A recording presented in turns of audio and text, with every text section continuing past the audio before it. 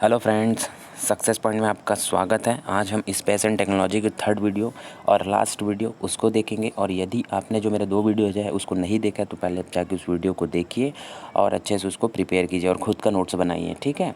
तो चलिए स्टार्ट करते हैं। सैटेलाइट लॉन्च व्हीकल, हम आज बात करेंगे सैटेलाइट लॉन्च व्हीकल के बारे में, ठीक है। हमने 2 वीडियो में बात किया था उपग्रह के बारे में और कक्षा के बारे में कि कौन कौन से कक्षा होते हैं, जैसे कि आपका LEO होता है लोअर अर्थ ऑर्बिट, जैसे कि MEO होता है मीडियम अर्थ ऑर्बिट, और GEO होता है जियो अर्थ ऑर्बिट।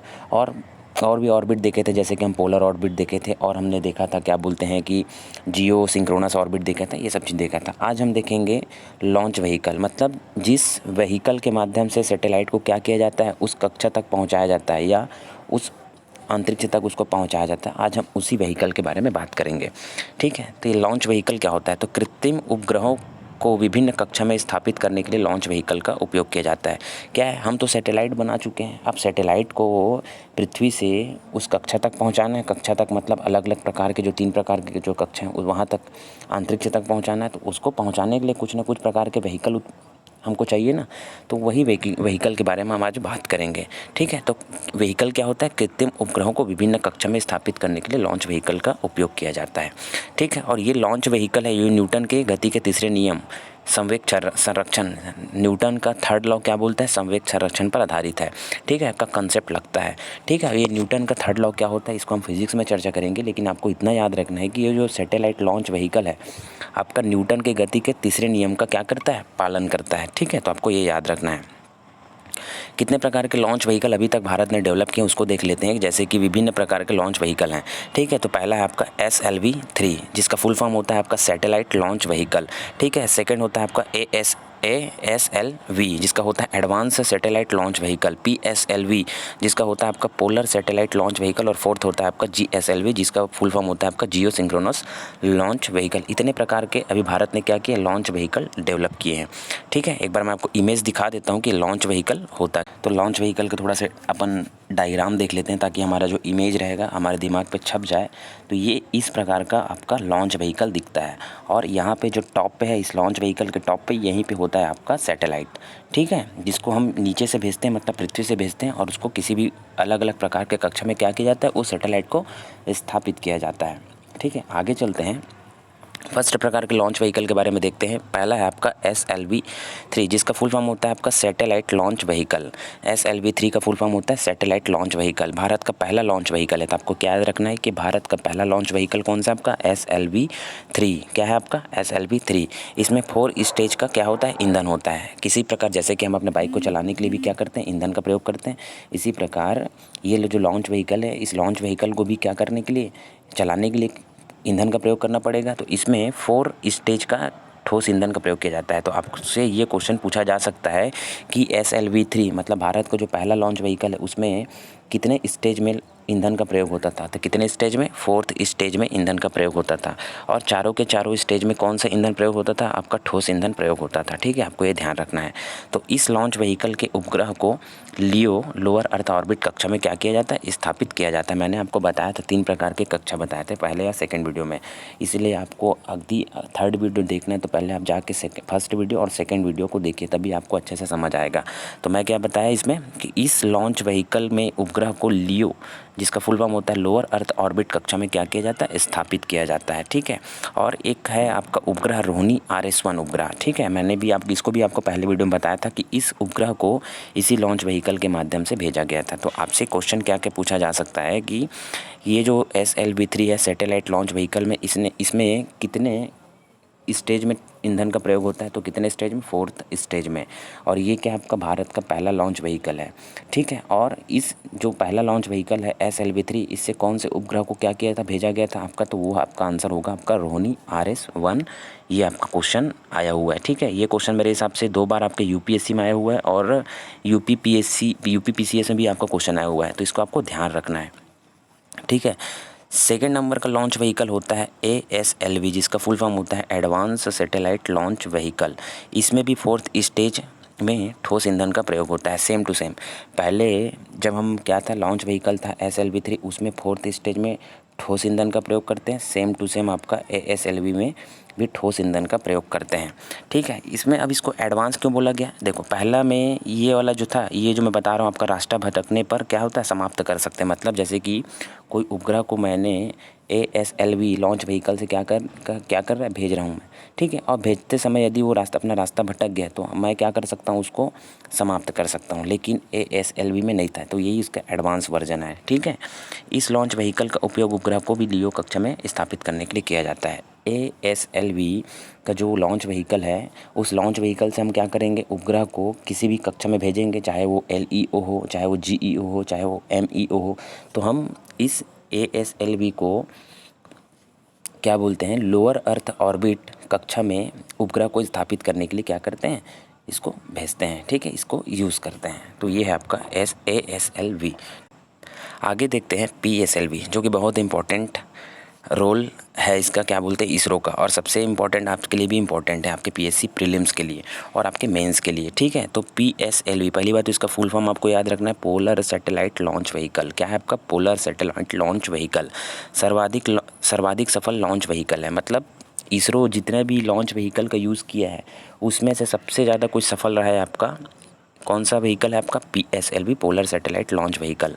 1750 kg उपग्रह को लियो कक्षा में स्थापित करने के लिए किया जाता है, या तो अगर 1425 kg उपग्रह को जियो कक्षा में स्थापित किया जाता है। कहने का मतलब ये है कि इस लॉन्च व्हीकल का उपयोग क्या करते हैं, जो आपका जो उपग्रह है उस उपग्रह को या तो LEO कक्षा में स्थापित करने के लिए किया जाता है, और यदि अगर उस उपग्रह का मैं अगर वजन कम कर देता हूँ तो उस उपग्रह को हम जियो कक्षा तक भी स्थापित कर सकते हैं।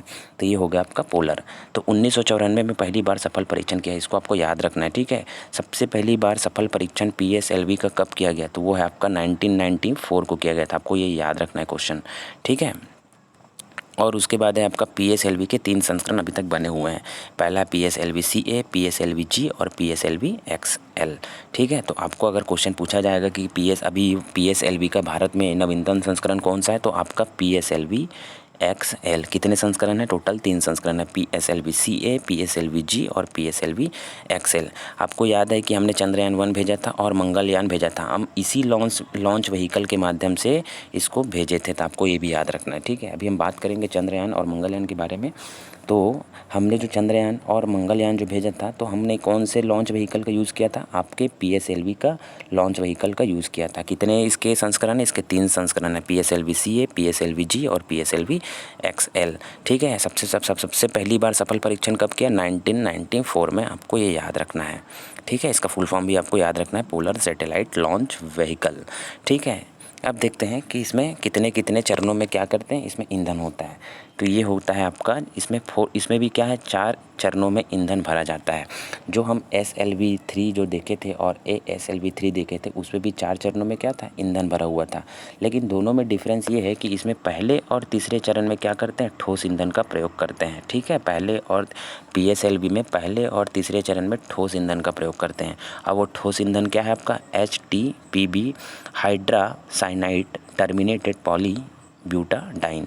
ठोस ईंधन का नाम क्या है? Hydra cyanide terminated poly butadiene. और इस इंजन का नाम क्या है? S139। इसका बहुत इंपॉर्टेंट क्वेश्चन है, आपको ये याद रखना है क्वेश्चन कि हम PSLV लॉन्च व्हीकल यूज़ करते हैं, उसमें 4 प्रकार के क्या होते हैं, स्टेज होते हैं ईंधन को भरने का, जिसमें से पहले और तीसरे चरण में क्या भरते हैं, ठोस ईंधन भरते हैं। और वो ठोस ईंधन का नाम क्या है आपका? HTPB, hydra cyanide terminated poly butadiene. और इस HTPB को कौन से इंजन में प्रयुक्त करते हैं? ये आपका इंजन का नाम है S139। ये एकदम इंपॉर्टेंट क्वेश्चन आपको याद रखना है, S139।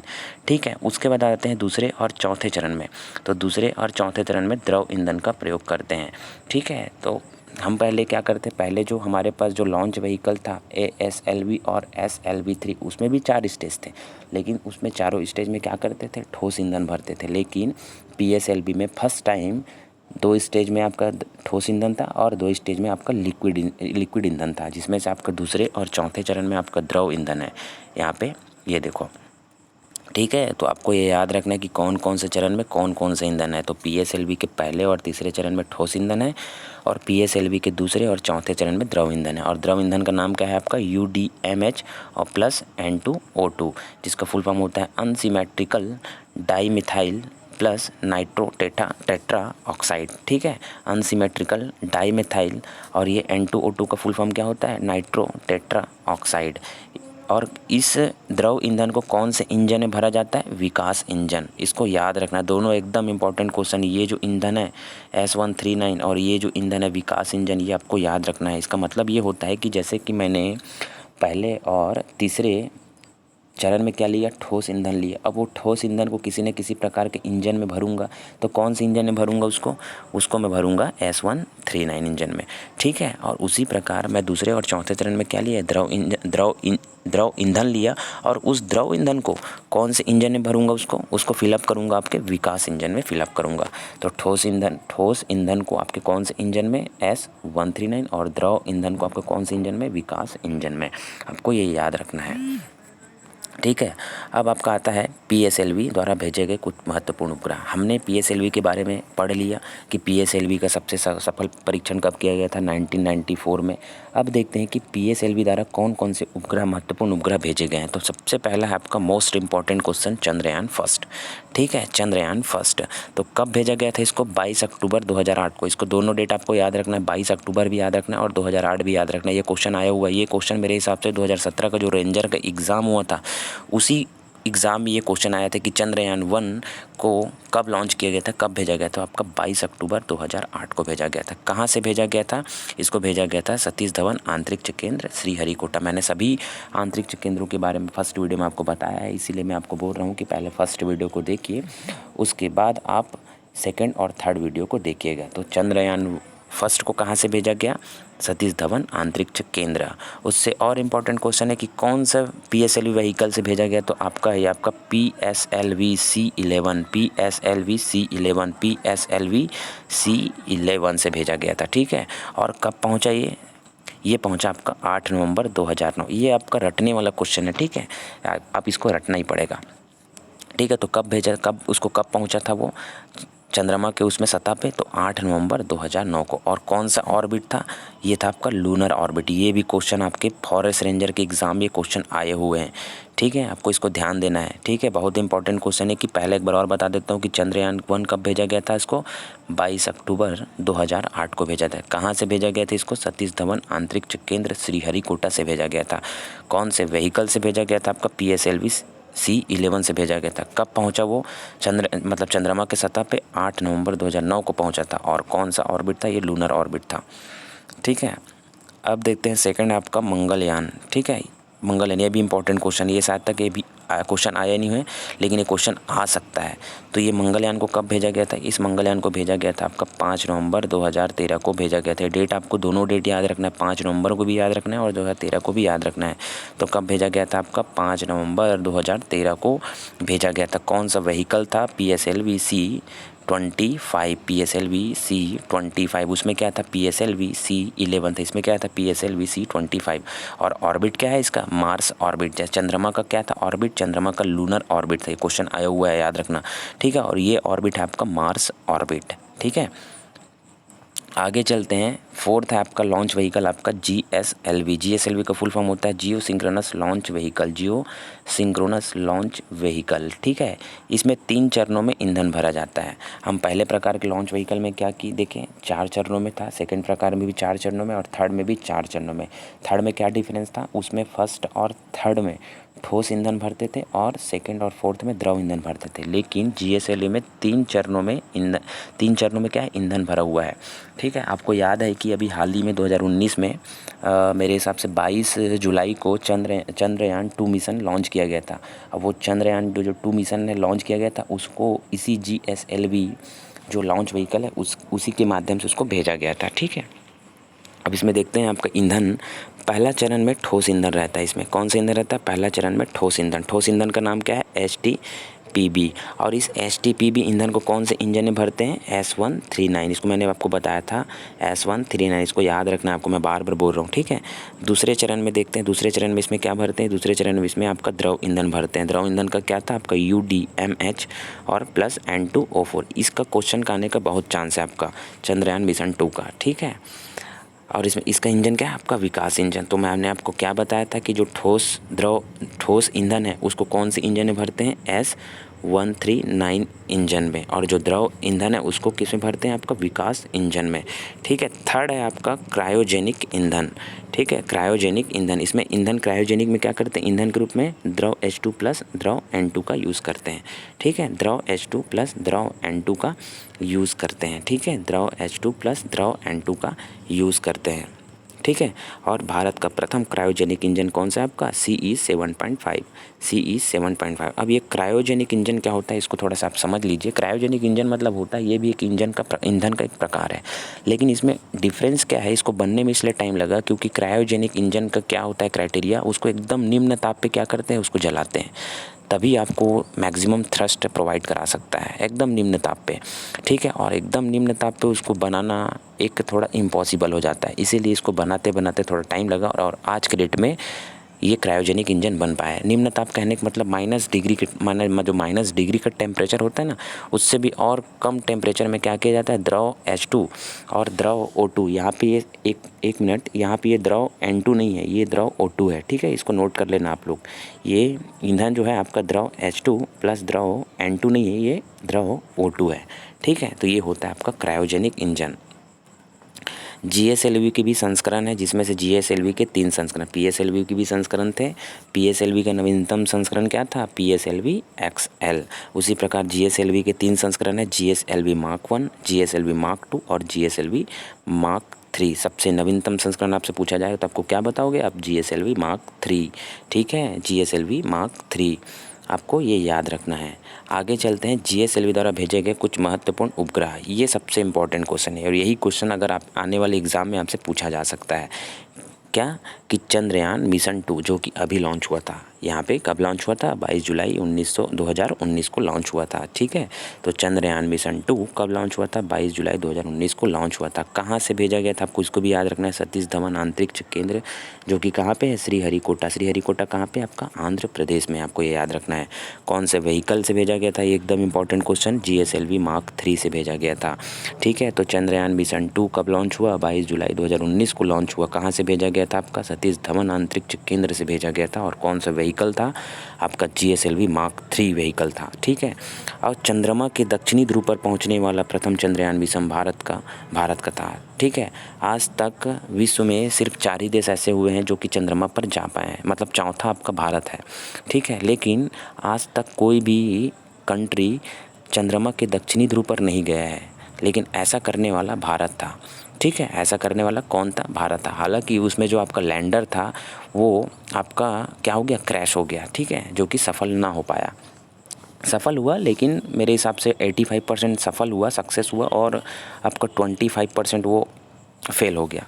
ठीक है, तो आपको क्या रखना है, चंद्रमा के दक्षिण ध्रुव पर पहुंचने वाला कौन सा चंद्रयान मिशन था, एक भारत का पहला था। भारत का मतलब पूरे विश्व में भारत क्या था, इसमें पहले नंबर पे था, है ना। ऑर्बिट मैंने क्या बताया था, चंद्रमा का ऑर्बिट क्या होता है, लूनर ऑर्बिट, और आपका मंगल का क्या होता है, मार्स ऑर्बिट। इसमें महिला प्रोजेक्टर थी, पहला महिला प्रोजेक्टर कौन थी, M वनीला, और सेकंड आपका रितु करिधर। आपको इसको भी याद रखना है। उस समय इसरो के अध्यक्ष कौन थे, इसरो के अध्यक्ष के सिवान थे, आपको ये याद रखना है। उसके बाद आपको याद रखना है, कुछ इसमें नाम दिए गए थे लैंडर। ये क्वेश्चन तो करंट अफेयर में कई बार क्वेश्चन आए हुए एग्जाम में। तो इसमें लैंडर का क्या नाम था, लैंडर का नाम था विक्रम। ठीक है, और रोवर का क्या नाम था, रोवर का नाम था आपका प्रज्ञान। लैंडर का क्या नाम था, लैंडर का नाम विक्रम था, और रोवर का नाम था आपका प्रज्ञान। और क्या था, ये जो लैंडर है, ये लैंडर, इसको लैंडर को क्या करना था, चंद्रमा की सतह पर इसको क्या करना था, प्रवेश करना था, और चंद्रमा की सतह का क्या करना था, लैंडर को अध्ययन करना था। लेकिन चंद्रमा की सतह से 2 किलोमीटर दूर पर ही विक्रम क्या हो गया, नष्ट हो गया, मतलब वो लैंड नहीं कर पाया। ठीक है, तो आपको ये 2.1 किलोमीटर भी आपको क्या करना है, याद करना है। ठीक है, तो आपको इसमें क्या क्या देखना है, इसमें आपको सभी इंपॉर्टेंट क्वेश्चन है। ठीक है, चंद्रयान मिशन कब भेजा गया था, 22 जुलाई को भेजा गया था। कहाँ से भेजा गया था, सतीश धवन अंतरिक्ष केंद्र से भेजा गया था। कौन से व्हीकल से भेजा गया था, GSLV Mark 3 से भेजा गया था। महिला प्रोजेक्टर कौन था, आपका M वलीना थी, और आपका रितु करिधर थी। अध्यक्ष उस समय कौन थे, अभी भी अध्यक्ष प्रेजेंट में आपका अध्यक्ष कौन है, आपका के सिवान थे। लैंडर का क्या नाम था, विक्रम नाम था।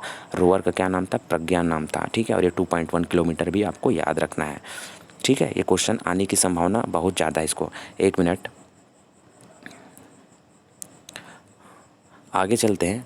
कुछ अन्य उपग्रह हैं, भारत के कुछ अन्य उपग्रह हैं जो कि इम्पोर्टेंट हैं, जैसे कि आपका जीपीएस का होता है, फुल फॉर्म होता है ग्लोबल पोजिशनिंग सिस्टम। तो भारत ने अपना खुद का नेविगेशन सिस्टम लॉन्च किया जिसका नाम IRNSS Indian regional satellite system है, जिसे शॉर्ट में नाविक कहा जाता है। आप लोग सुने होंगे। ये जो नाविक है, आज के डेट में जब हम यूज़ करते थे जीपीएस, ठीक है, हम जो नेविगेशन के लिए यूज़ करते थे, हमको कहीं जाना था तो हम क्या करते थे, जीपीएस ऑन करते थे। लेकिन वो हमारा खुद का जीपीएस नहीं था, वो अमेरिका का जीपीएस था। हम अमेरिका के जीपीएस को क्या करते थे, यूज़ करते थे। अब क्या हुआ, अब भारत ने अपना खुद का जीपीएस लॉन्च किया जिसका फुल फॉर्म क्या है, IRNSS, जिसका फुल फॉर्म है आपका इंडियन रीजनल सैटेलाइट सिस्टम, जिसको शॉर्ट में क्या कहते हैं, नाविक कहते हैं। तो नाविक क्या है, एक जीपीएस है। और क्या है जीपीएस, मतलब भारत का एक शुद्ध, मतलब भारत का निर्मित क्या है, आपका जीपीएस है।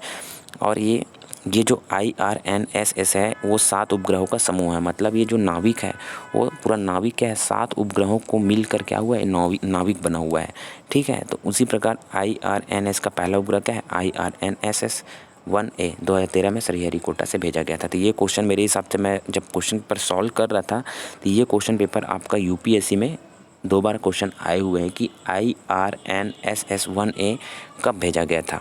तो ये 2013 में भेजा गया था। और कहाँ से भेजा गया था, आपका श्रीहरिकोटा से भेजा गया था। और कितने, ये जो नाविक है ये क्या है, ये आपका भारत का निर्मित क्या है, खुद का निर्मित एक जीपीएस सिस्टम है। पहले हम किसका यूज़ करते थे, पहले हम अमेरिका का यूज़ करते थे, ठीक है।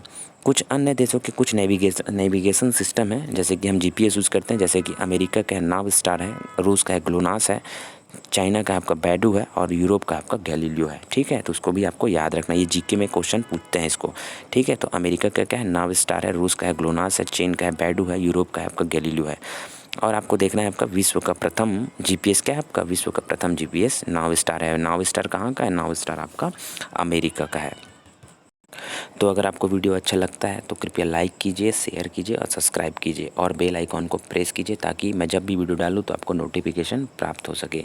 तो आज के लिए इतना ही दोस्तों, धन्यवाद।